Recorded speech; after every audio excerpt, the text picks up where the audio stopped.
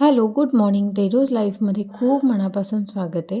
आता मी माहेरी असल्यामुळे खूप निवांत सगळं चालू असतं.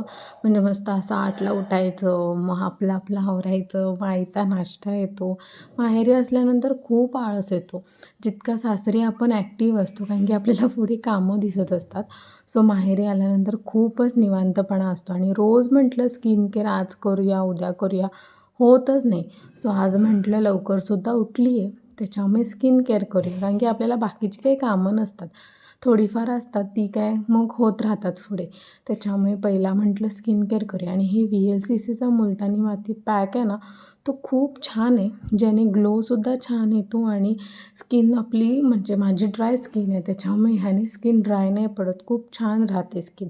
त्याच्यामुळे आठवड्यातून 1दा किंवा 2दा मग जसं वेळ मिळेल तसं मी लावत असते. मग ते आवरल्यानंतर फ्रेश वगैरे झाले आणि छान असा मम्मीने बटाट्याचे पराठ्याचा नाश्ता केला होता, सो तो केला. आणि आता गावात आठवडी बाजार भरतो, त्याच्यामुळे भाज्यासुद्धा आणायच्या होत्या जाऊन. मग मम्मी म्हटली की मी कामं करते, तू जाऊन भाज्या घेऊ दे. सो मी आणि पप्पा भाज्या घेऊन गेलो. थोडे कमी भाजीवाले बसले होते, कारण की पाऊससुद्धा होता आणि सारखाच पाऊस पडायला लागला आहे, त्याच्यामुळे भाज्यासुद्धा खराब व्हायला लागल्या आहेत. सो ते घेऊन आले.